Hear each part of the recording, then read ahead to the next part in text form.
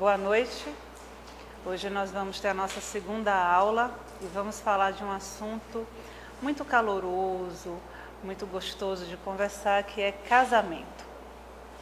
Esse tema que às vezes eu costumo brincar com as pessoas que o casamento ele é um problema se ele existe e se ele não existe. Então quem está casado reclama e quem não está casado também reclama.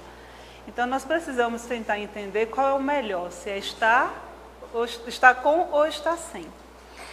Mas tem uma questão que eu diria que talvez seja o ponto crucial do casamento.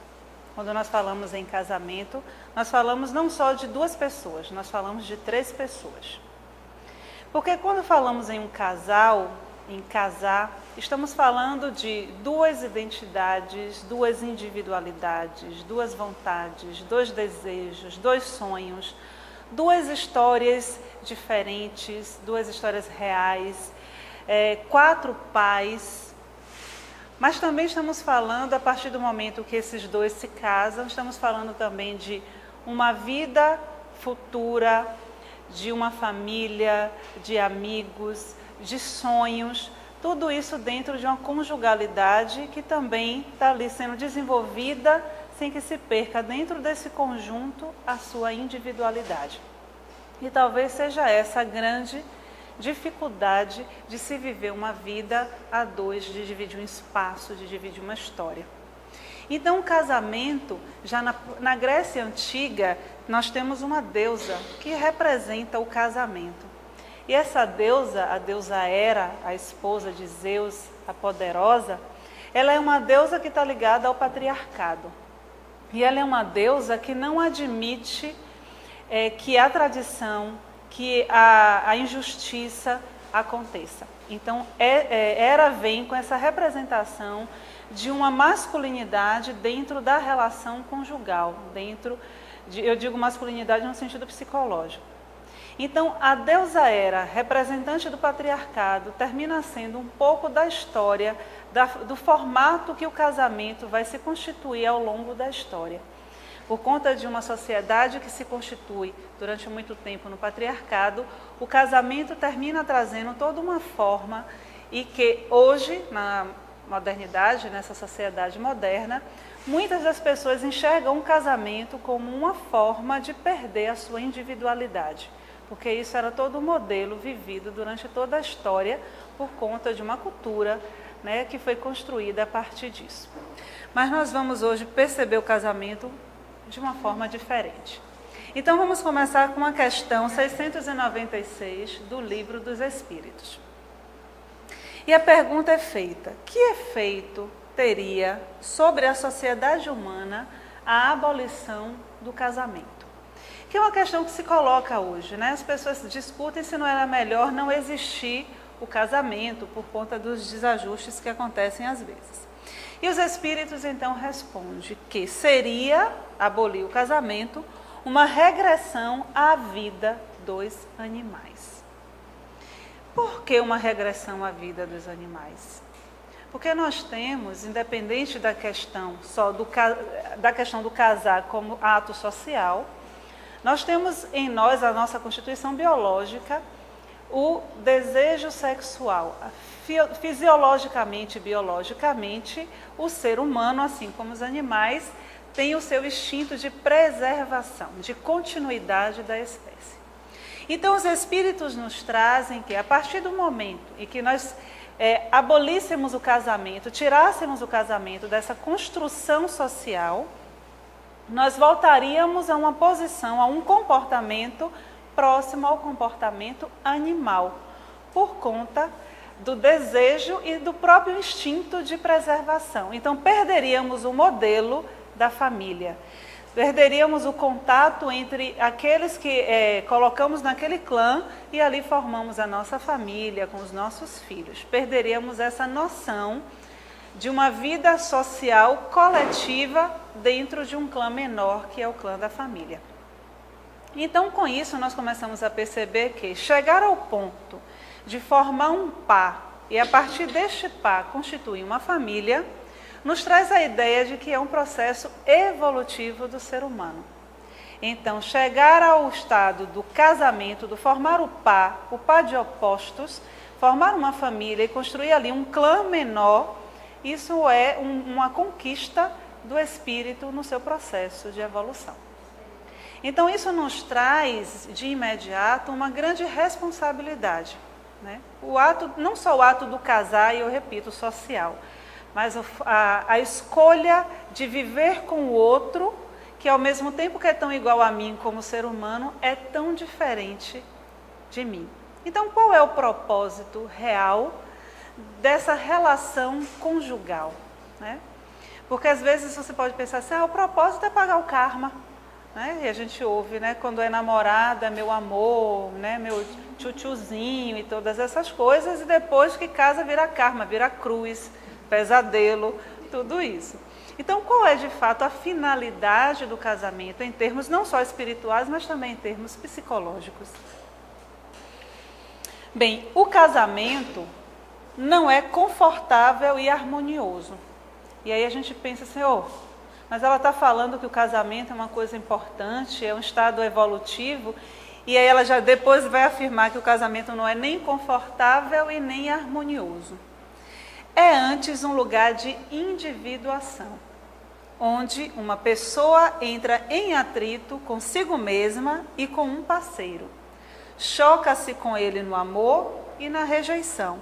E desta forma aprende a conhecer a si próprio, o mundo, bem e mal, as alturas e as profundezas.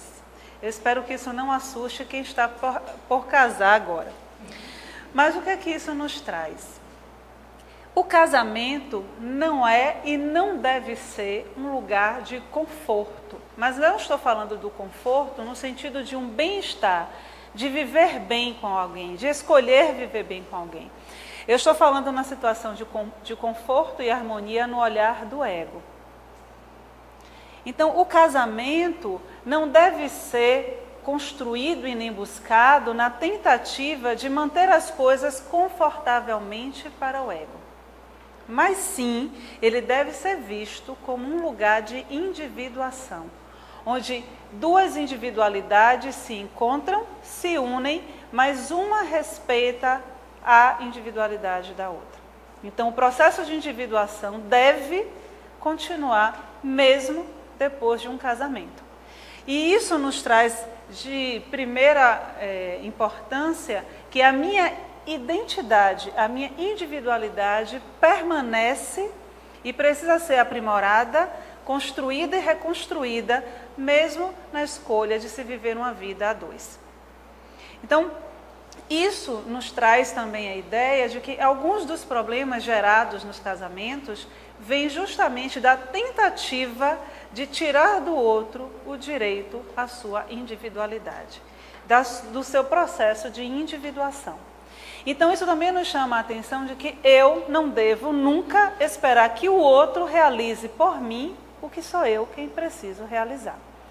Então, quando você imagina que um casamento é feito entre pessoas que não se conheciam antes, porque elas não cresceram juntas dentro da mesma família, tendo a mesma educação, então começamos a pensar que eu que tenho traumas e tenho experiências com os meus pais, caso também com uma outra pessoa que também traz isso na sua bagagem.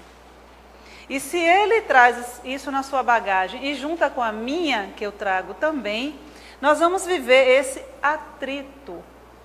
Porque, lembrem dos nossos conceitos que já foram estudados, os meus complexos também casam com os complexos do outro. O meu ânimos também vai casar com a ânima do outro. Então, todo esse nosso processo e todo esse meu eu, que às vezes eu desconheço, também vai casar com o eu do outro, que na maioria das vezes ele também desconhece. Então, esse casamento é esse lugar onde a minha individuação também vai ser favorecida por conta do atrito dos diferentes.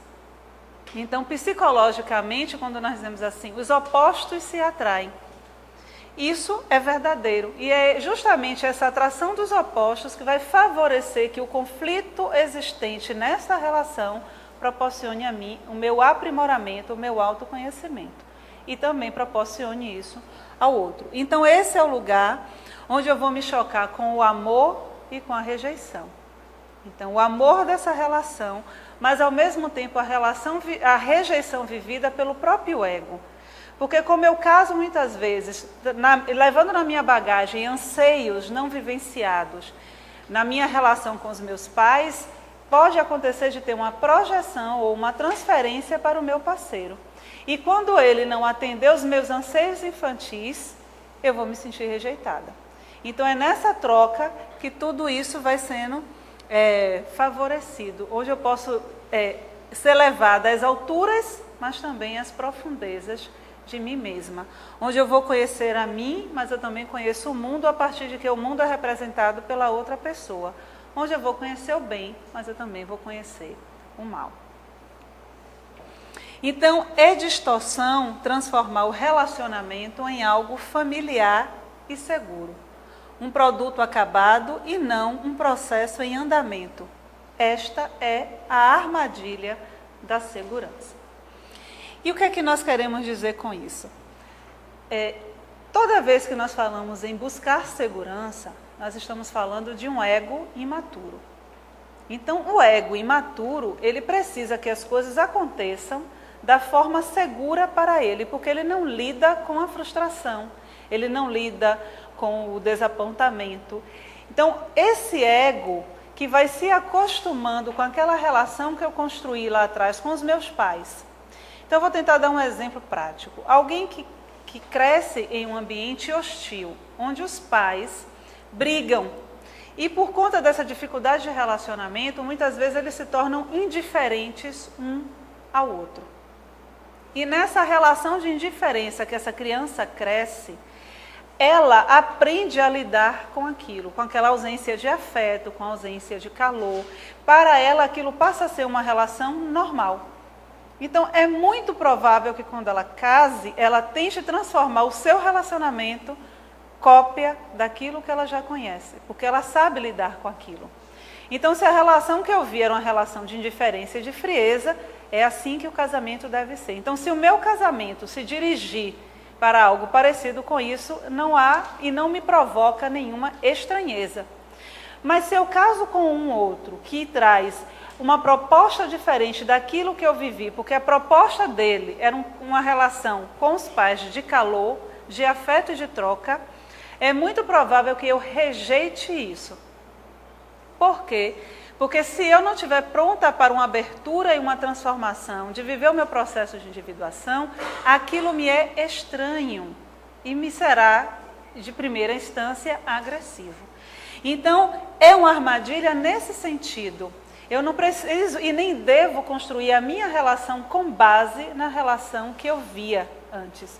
E sim, tentar viver uma relação dentro dessa minha nova vida de casada, onde o novo possa aparecer, onde eu possa ser eu mesma e onde o outro possa ser ele mesmo, mesmo que isso traga para mim uma experiência nova.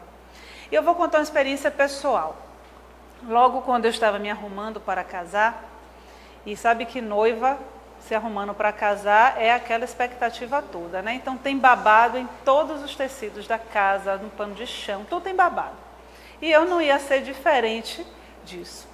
Então eu estava começando a arrumar um enxoval e todo dia ia no apartamento e colocava uma coisinha aqui, uma coisinha ali. Então faltando 5 dias para o casamento, eu fui fazer a faxina, que eu fazia faxina toda semana numa casa que ninguém morava, mas aí eu fui fazer a última faxina, antes de casar. E eu venho de uma relação de uma mãe que é obcecada por limpeza. Então eu terminava crescendo, ouvindo minha mãe sempre reclamando que as coisas estavam precisando arrumar e estavam bagunçadas. E eu mentalmente dizia assim, não, eu não quero essa neura, isso é muito irritante. E aí faltando esses 5 dias para casar, arrumei tudo, aí comprei um sabonete para a pia, né, o lavabo, e o sabonete era uma rosa, lindíssimo. E coloquei lá, botei a toalha com um monte de babado, de bordado, tudo que era ado tinha nessa toalha. E já no final da tarde, iniciozinho da noite, chega o meu digníssimo, na época, futuro marido, né, que vocês conhecem. E ele chegou e foi lavar as mãos. E eu estava fazendo uma outra coisa, mas aí baixou na hora quem? Minha mãe, que é o que eu conheço. E aí eu fui atrás dele para ver se ele ia fazer bagunça no lavabo. E claro, né? Meu marido não ia ser diferente da maioria dos homens, mas no caso dele em especial, nem notou que a toalha tinha babado, não notou que tinha bordado, não percebeu absolutamente nada. Botou o bordado virado para a parede, de cabeça para baixo, o sabonete dando pulos mortais na saboneteira, de tanta água que tinha. E eu vislumbrei, naquele momento, o que ia ser o meu casamento. Uma desorganização, uma bagunça, eu com um pano de prato no ombro, e imaginei que ia ser esse horror. E nessa hora eu, claro, repeti o que conhecia. E aí comecei a falar, mas não é possível, você não está vendo? E falava. E o meu digníssimo marido olhava para mim com aquela cara de padre, que vocês também conhecem. E aí depois eu esbravejei, falei, reclamei que estava tudo de cabeça para baixo, o sabonete de cabeça para baixo. Aí ele olha para mim e faz, mas meu bem, eu nem sabia que sabonete tinha cabeça. E eu realmente vi que não tem cabeça o sabonete. E aí eu vi que era a minha mãe que estava lá, né? Eu botei para fora este espírito, fiz uma mediúnica na hora, uma desobsessão, expulsei ela da minha casa e disse, olha, nunca mais você entra aqui. E vi que se eu fosse realmente repetir o modelo, eu ia estar brigando por coisas sem nenhum sentido, né? E aí deixei para lá. Hoje em dia, hoje nós estamos em um apartamento maior, então nós separamos os banheiros, cada um tem o seu, agora fica mais fácil. Então o dele é sem babado, sem bordado, sabonete normal mesmo, sem cabeça, sem perna, sem braço. E o meu eu boto meus flufluzinhos, minhas flores, tudo que eu tenho direito.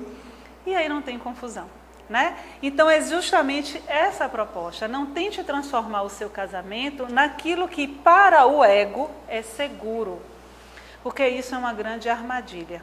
Porque o que vai acontecer é você viver uma experiência e o seu companheiro, sua companheira vivendo uma outra experiência, e no final da história cada um vai seguir caminhos completamente diferentes. E se não houver uma separação propriamente dita de corpos, vai ter uma separação de sentido, de busca, principalmente de busca emocional.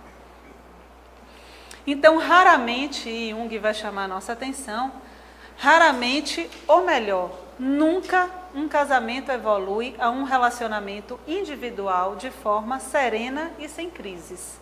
Não há conscientização sem dores. Isso é Jung falando sobre o amor. Imagine se não fosse sobre o amor, né?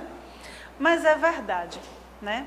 Não tem como imaginar que um casamento ele vai evoluir. E o sentido do evoluir é amadurecer, né? O que nós vemos hoje, na maioria das vezes, são os casais na primeira crise rompendo, né? Já começa a falar em separação até antes mesmo de casar. Então, esse atrito que vai acontecer, eu não estou falando aqui de discussões de desrespeito, né? Não é isso, mas esse atrito pela própria diferença, que é uma grande lição para todos nós. Porque seria muito difícil, eu imagino, falo por mim, se eu casasse com alguém completamente igual a mim, eu já tinha pedido o divórcio, eu não ia aguentar, né? Um igual a mim, basta eu.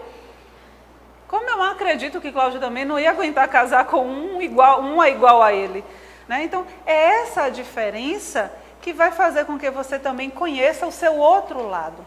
Então, como Jung afirma, não há crescimento sem dor. Por que dor? Porque o ego sofre isso, né? Nós casamos com todos os nossos conteúdos psíquicos, o nosso ego vai junto também, não dá para dizer que ele vai ficar em casa, ele também participa dessa relação. Então, toda vez que ele é frustrado, toda vez que ele é contrariado, vai ter um sofrimento. Mas essa é a nova proposta, como eu comecei a dizer, é um casamento de 3, onde a minha individualidade, os meus anseios, os meus desejos permanecem comigo. Mas a partir do casamento, eu também passo agora a ter anseios, desejos e sonhos que é parte desse casal, dessa conjugalidade que eu começo a formar. O que não vai dizer que eu vou perder aquilo que já vem comigo da minha bagagem individual, porque o meu processo de individuação vai continuar acontecendo. A possibilidade agora é de um aprimoramento muito maior, porque agora eu tenho um outro ligado a mim afetivamente, que me ajuda também a me conhecer e a me perceber. Ao preparar-se para um relacionamento, a pessoa deve pôr em ordem as coisas dentro dela. também deve aprender que ser parceiro num relacionamento é algo extremamente importante. Então, nessa ânsia que vivemos hoje, né, onde as pessoas se queixam tanto de que os relacionamentos estão escassos, que está difícil encontrar o companheiro ou a companheira ideal, muitas vezes o que nós percebemos é que a pessoa esquece de tornar-se íntimo e companheiro de si mesmo. Então, todas as minhas questões, as minhas frustrações, os meus medos, que eu preciso trabalhar primeiro, eu deixo e vou depositar isso nas mãos do meu companheiro. E aí eu quero que ele adivinhe, que ele pense e que ele faça por mim o que eu sou incapaz de fazer por mim mesma. E isso é perder a própria identidade. Eu lembro de uma jovem que me buscou uma certa feita, e ela tinha pouco tempo de casada, né? 2 anos mais ou menos. Então ainda estava naquela fase de muitas descobertas do início do casamento. E ela me dizia que ela tinha percebido no decorrer desses 2 anos o quanto ela era diferente da pessoa que ela imaginava ser. E aí eu perguntei a ela, diferente como? Ela disse assim, é engraçado, diferente, porque eu sempre achei, antes, quando eu era solteira, que eu era uma pessoa inflexível, né? Que eu era uma pessoa rígida. E agora, depois que eu casei, eu percebi que não, eu sou uma pessoa super flexível, uma pessoa assim, super fácil de conviver. Minha mãe dizia que não, mas eu noto, meu marido não reclama. Mas eu desconfiei daquela fala, porque são 2 extremos. Alguém que recebe, primeiro, né, um reconhecimento de rigidez e agora é o máximo da flexibilidade, alguma coisa estava errada. E aí, no decorrer do processo terapêutico dela, o que eu fui percebendo é que esta pessoa foi simplesmente cedendo a tudo.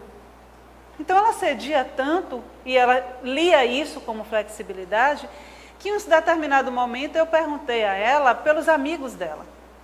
E aí ela falou os nomes que eu já costumava ouvir. Eu disse, não, eu estou perguntando dos seus amigos. São esses? Eu digo, não, os seus. Você tinha amigos antes de casar, onde eles estão? Você é daqui, da cidade, você não mudou, onde estão os seus amigos? E pela primeira vez no seu processo, ela se deu conta que ela tinha abandonado parte da vida dela. E aí nós começamos justamente a chamar a atenção para isso, né? Onde está você nesta relação? Porque agora ela era a esposa. Mas a pessoa, a mulher, onde ficou nesse processo todo, né? E ao mesmo tempo, como é que essa relação dela se construía? Então ela foi para um papel daquela que aceita tudo, que abre mão de tudo. Em compensação, ele agora passava a ter a obrigação de fazer tudo o que ela não fazia por ela. Esse era o papel dele. Então ela abriu mão de uma profissão, ela não terminou a faculdade por questões financeiras, mas ao mesmo tempo agora ele tinha a obrigação de ser o profissional bem-sucedido para poder dar a ela aquilo que ela daria se ela tivesse terminado o curso dela e estivesse construindo a carreira dela. Então o que a gente começa a perceber aí é justamente o que essa frase vai trazer para a gente. Eu preciso pôr em ordem primeiro as minhas questões. Então, se ela não parar em momento nenhum para observar o que precisa ser arrumado nas minhas gavetas, eu vou com certeza chegar nessa relação e vou misturar as minhas coisas com as coisas do outro. Em um determinado momento eu já não sei mais quem eu sou, porque eu me perco nisso. E mais ainda, eu também preciso aprender que dentro de uma relação, o companheirismo é parte desse processo. E quando nós falamos de caminhar juntos, eu não estou falando de caminhar um nas costas do outro, mas sim caminhar juntos, fazendo o seu processo individual, fazendo o seu processo de crescimento. Porque termina sendo, em um momento ou outro, para aquele que carrega o peso, muito cansativo. Né? O outro se vê na obrigação de sentir, pensar e fazer por 2. E na maioria das vezes nós não conseguimos fazer isso nem por nós mesmos. Quem dirá fazer isso por 2? Então isso termina cansando e desgastando demais a relação. Né? E aí eu vou me sentir no direito de reclamar como uma criança mimada, uma criança pequena que quer que os pais adivinhem o que ela deseja comer naquele dia e o brinquedo que ela quer ganhar no Natal. Então, Joana vai trazer para a gente. Ama sempre. mas não te permitas relacionamentos conflituosos sob a justificativa de que tens a missão de salvar o outro, porque ninguém é capaz de tornar feliz aquele que a si mesmo se recusa à alegria de ser pleno. Eu sempre que leio esta frase, eu fico pensando muito na nossa postura, né, como espíritas, porque muitas vezes nós vemos relacionamentos conflituosos, principalmente os relacionamentos de casais, onde as pessoas usam essa justificativa, né? Ah, mas eu não vou resolver isso, seja através de uma separação ou de uma conversa franca, porque eu tenho que ajudar o outro, porque o outro está perdido, porque o outro é espiritualmente, né, menos evoluído, porque eu tenho a missão, porque se coloca até como missionário da vida do outro, né? Eu tenho a missão de ajudar a pessoa, eu tenho a missão. E eu sempre fico me perguntando, primeiro, que pessoa orgulhosa, né? Porque se coloca exatamente como missionário. E se eu sou missionário, eu não sou o problema da situação. O problema é o outro. Aí, automaticamente, a gente vê um complexo e um ego altamente inflado, né? Porque, assim, o outro é um pobre coitado que perturba o ambiente, que está perdido na vida, mas eu não, eu sou uma santa e vou ficar aqui o tempo todo não salvando o outro. E isso que é o pior. Eu termino alimentando o processo doentio do outro para me sentir bem e achar que estou me salvando. E outra questão, né? Se eu não sou capaz de me tornar feliz, por que eu tenho a pretensão de achar que eu vou fazer o outro feliz? E aí a gente volta para aquela outra frase, o casamento não é um lugar de conforto e de harmonia no sentido do ego, né? Pelo contrário, o casamento é um lugar para que o ego também seja trabalhado e lapidado. Então esses atritos, esses conflitos vão acontecer e vão acontecer mesmo, é parte dessa diferença, né? Então eu preciso também me dar conta que eu não posso fazer pelo outro, assim como o outro não vai fazer por mim, o que eu não posso fazer por mim, eu também não vou fazer pelo outro o que ele não quer fazer por ele. Então eu não posso ficar me intitulando salvador e herói da vida alheia, porque a única vida que de fato eu posso conduzir, modificar e transformar é a minha. O máximo que eu vou fazer é ser exemplo para que o outro siga, mas aí modificar não, porque a mudança de fato só ocorre quando o outro quer mudar. E Jung já afirma isso. A personalidade só muda quando há uma necessidade real para a mudança. Senão a gente vai desencarnar, vai ficar obsessor do outro, ali mude, mude, mude. Mas se o outro não quer mudar, ele não vai mudar, né? Se você está sentado em uma cadeira que só tem 3 pernas, ela está bamba, mas você continua sentado e não caiu, dificilmente a pessoa sai. Agora, se a cadeira cair, é provável que ela levante. Então, é isso que também acontece no relacionamento. Então, precisamos sair dessa postura, porque isso é uma postura de acomodação. E aí nós vamos para aquela construção do ego imaturo, de um ego inseguro, que precisa muitas vezes diminuir o outro para que eu me sinta bem. Então é muito mais fácil, às vezes, eu ter um marido ou uma esposa problemática e que eu lido com aquele traste, com aquele karma, com aquela cruz, é tanto nome, né, que a gente ouve, aquele obsessor encarnado. Porque quanto mais eu falo disso e vivencio isso, eu tenho a falsa ilusão, a falsa sensação de que eu estou me aprimorando como pessoa. Mas o sofrimento, ele realmente só é válido quando eu cresço com ele. E se eu estou reclamando, se eu estou me queixando, ele não está me ajudando a evoluir. Pelo contrário, eu tenho que observar se aquilo que eu preciso arrumar em mim está sendo arrumado. Porque é muito provável que quando eu consiga arrumar essas gavetas, eu olhe para aquela relação e a veja com outros olhos. E isso que acontece muitas vezes, eu noto isso na terapia, né? Sabe que terapeuta é mal visto, né? Os maridos nos odeiam, as esposas também.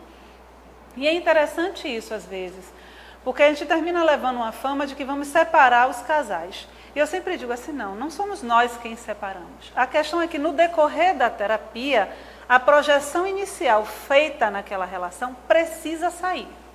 Não só no decorrer de uma terapia, no decorrer da vida.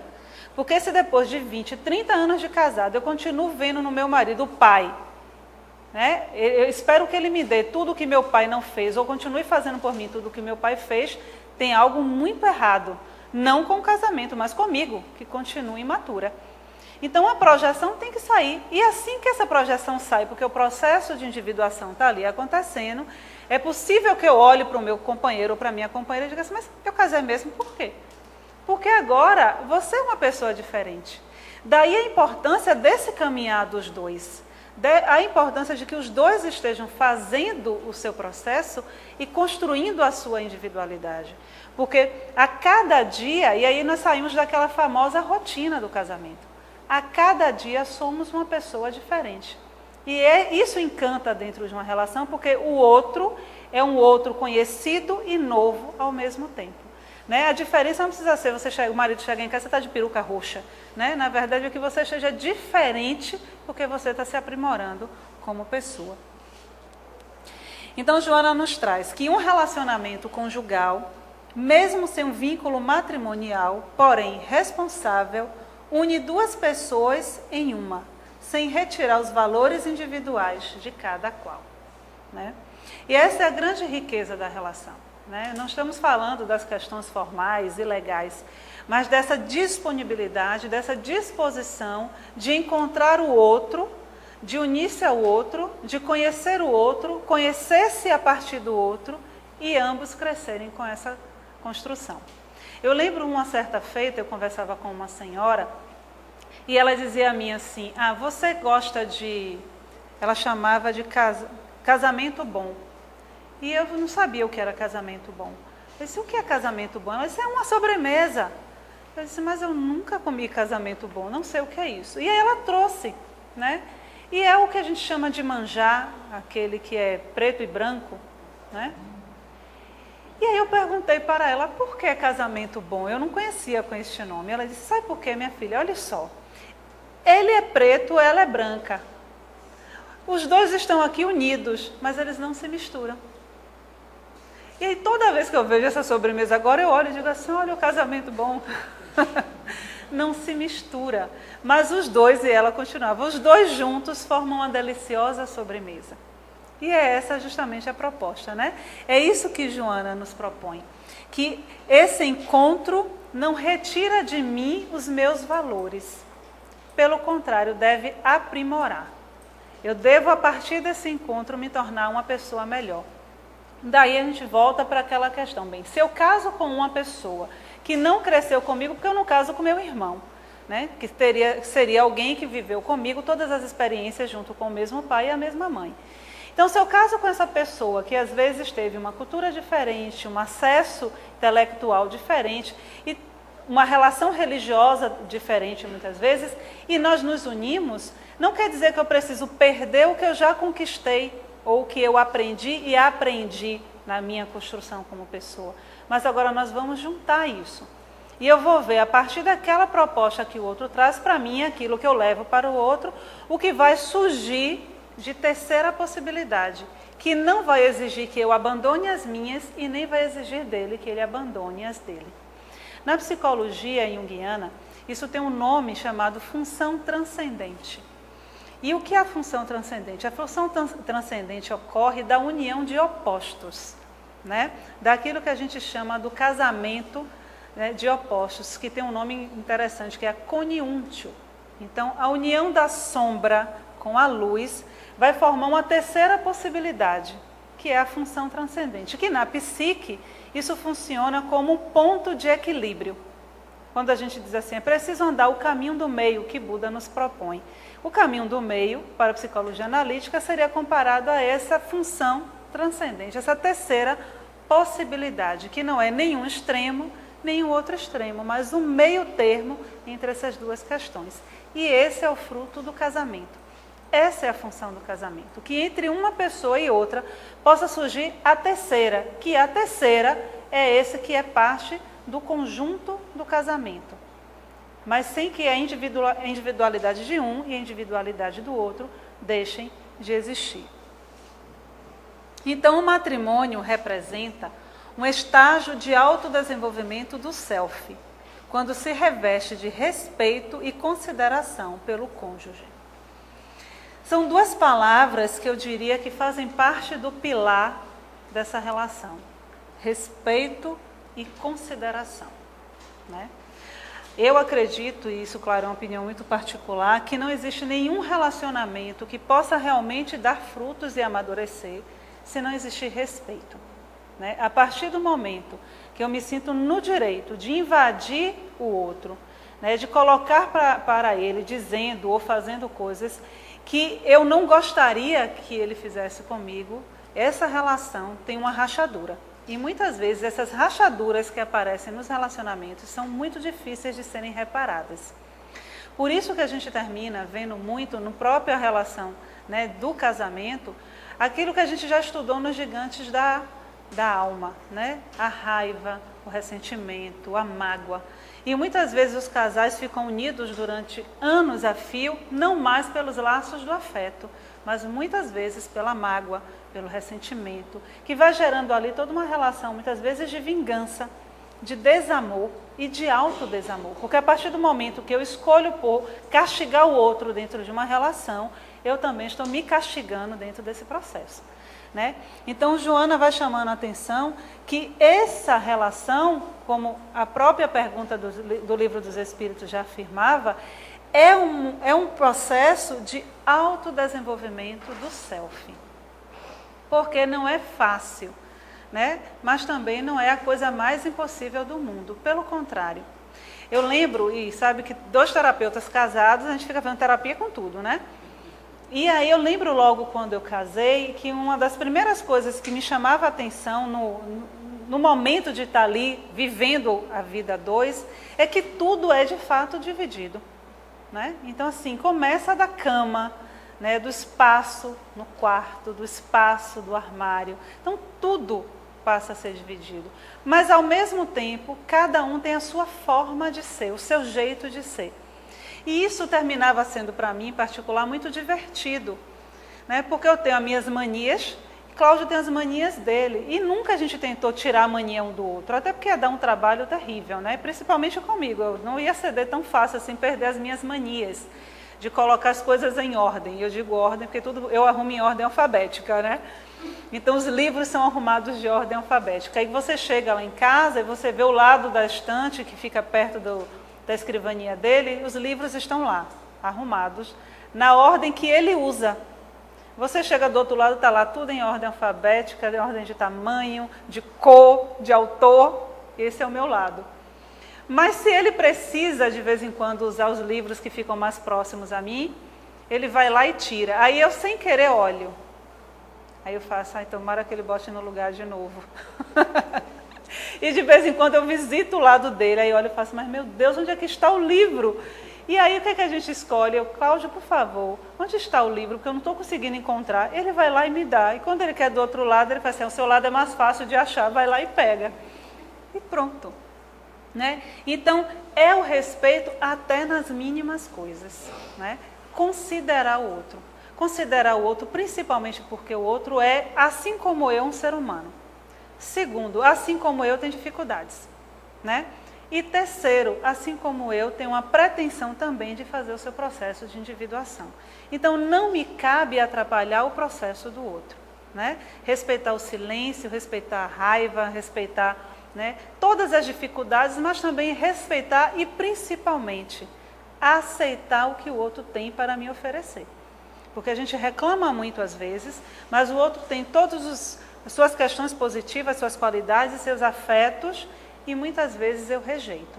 Então a relação também passa por um aprender a amar, como Joana também propõe, né? Amar é um aprendizado e que também no casamento precisa acontecer.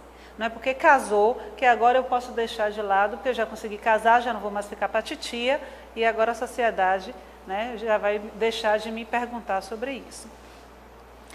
Então, para fechar, Joana nos traz que quando o amor real suplantar os interesses imediatos do sexo e a necessidade do companheirismo e ternura sobrepujar as inquietações do desejo, o matrimônio se transformará em união ideal de corpos e de almas a serviço da vida. E essa é a função do casamento no sentido da nossa proposta de crescimento espiritual. Né? Veja que ela vai chamar a atenção quando ele suplantar os interesses imediatos do sexo, as necessidades do companheirismo e da ternura sobrepujarem as inquietações do desejo. E aí nós estamos falando que quando o casamento for buscado, quando o relacionamento for buscado e construído a partir das intenções do self, todas as questões do ego passam. Não vai ter mais nenhuma importância se o sabonete está de cabeça para baixo, de cabeça para cima, se a toalha está virada para a parede ou se não está. Porque isso são detalhes. O casamento é muito maior do que isso. A relação de troca com o outro, de respeito, de consideração, de amabilidade, é muito maior. E isso é o que vai me proporcionar um crescimento como pessoa e como espírito. E não se o sabonete vai estar ao contrário, ou se o bordado caiu, isso são os detalhes que machucam e que incomodam a vaidade do ego. Porque são as nossas questões pessoais, são as questões da nossa gaveta que a gente insiste em deixar fechada e muitas vezes pede que o outro arrume por nós. E para fechar, eu gostaria só de deixar uma reflexão, que casamento não é uma brincadeira de criança. Então não cabe dentro dessa relação que o ego esteja ainda com seus anseios narcisistas e infantis. Eu tenho que compreender que o outro é um ser humano, um adulto, e que eu também, como adulta, preciso me relacionar com o outro dessa mesma forma. Então, uma boa noite e até o nosso próximo encontro.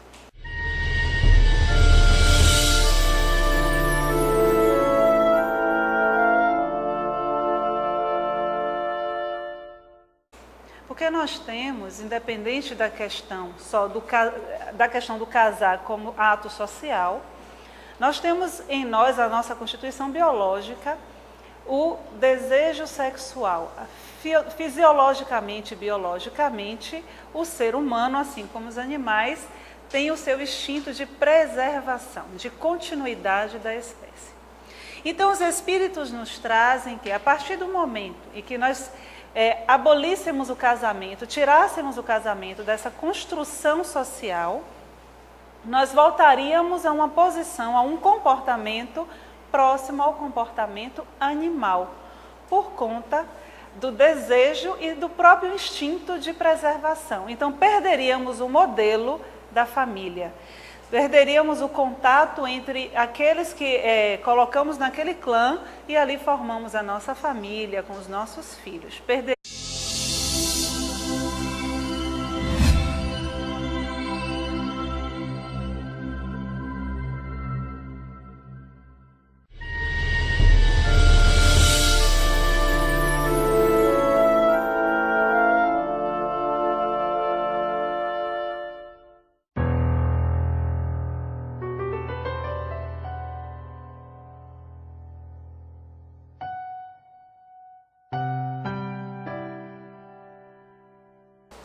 Boa noite.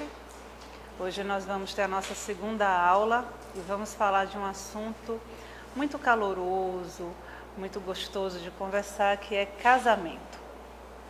Esse tema que às vezes eu costumo brincar com as pessoas que o casamento ele é um problema se ele existe e se ele não existe. Então quem está casado reclama e quem não está casado também reclama.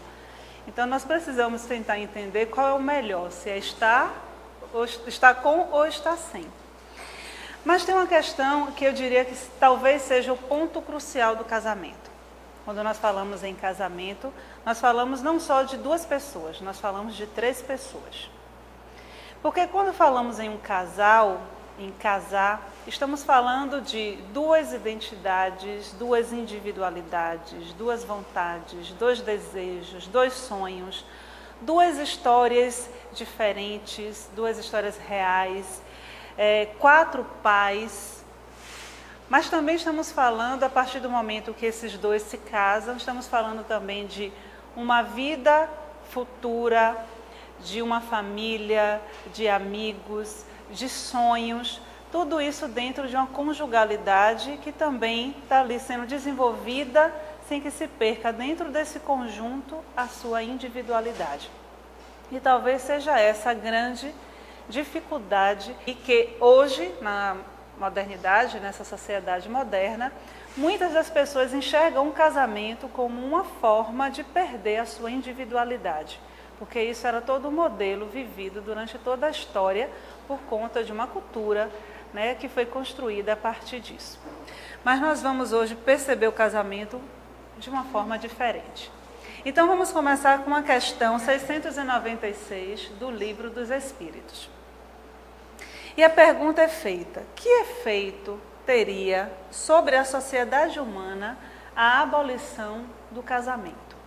Que é uma questão que se coloca hoje, né? As pessoas discutem se não era melhor não existir o casamento por conta dos desajustes que acontecem às vezes. E os espíritos então respondem que seria abolir o casamento uma regressão à vida dos animais. Por que uma regressão à vida dos animais? De se viver uma vida a dois, de dividir um espaço, de dividir uma história. Então, o casamento, já na Grécia Antiga, nós temos uma deusa que representa o casamento. E essa deusa, a deusa Hera, a esposa de Zeus, a poderosa, ela é uma deusa que está ligada ao patriarcado. E ela é uma deusa que não admite que a tradição, que a injustiça aconteça. Então, Hera vem com essa representação de uma masculinidade dentro da relação conjugal, eu digo masculinidade no sentido psicológico. Então, a deusa Hera, representante do patriarcado, termina sendo um pouco da história, do formato que o casamento vai se constituir ao longo da história. Por conta de uma sociedade que se constitui durante muito tempo no patriarcado, o casamento termina trazendo toda uma forma